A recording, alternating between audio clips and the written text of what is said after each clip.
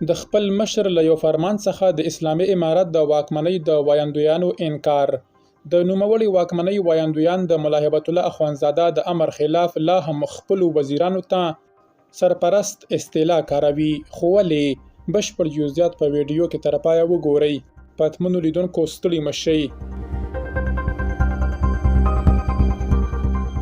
د طالبانو مشر ملا هیبت الله اخوندزاده د اګست د 15مې په مناسبت په خپل یو پیغام کې له خپلې ډلې غوښتي وو چې طالب وزیرانو او کابینې ته د سرپرست ټکی نه کاروي، خو لا هم د طالبانو وایندویان په خپلو خبرپاڼو کې وزیرانو د مستقلو ادارو رئیسانو او سفیرانو ته سرپرست کاروي، په داسې حال کې چې د طالبانو د مشر ملا هیبت الله اخوندزاده لخوا 12 ورځې وړاندې د سرپرست اصطلاح پر نه کارولو امر ټینګار شوی، خو لا هم د طالبانو د یو شمېر وزارتونو، مستقلو ادارو او سفارتونو په خبرپاڼو کې طالب چارواکو ته د سرپرست او چارسنبالي اصطلاح کاریږي.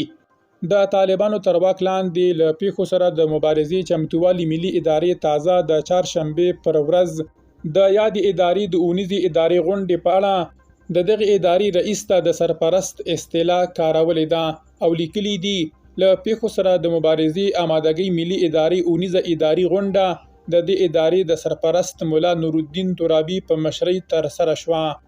شنونکي وایي دا تضاد یوازې ژبنۍ تېروتنه نه بلکې د طالبانو ترمنځ ژوره ناهمغږي ده. پر همدغه مهال په ترکمنستان کې د طالبانو سفارت د یوې خبرپاڼې په خپرولو سره په دغه هیواد کې طالب استازي ته د دې ډلې د مشر ملا هیبت الله اخوندزاده د پیغام برعکس د چارسنبالي اصطلاح کارولې ده. د طالبانو د کورنۍ چارو وزارت لا هم د دې ډلې د کورنۍ چارو وزیر سراج الدین حقانی ته په خپرو شوو خبرپاڼو کې د چارسنبالي اصطلاح کاروي. درنو لیدونکو له ملتیا مو مننه.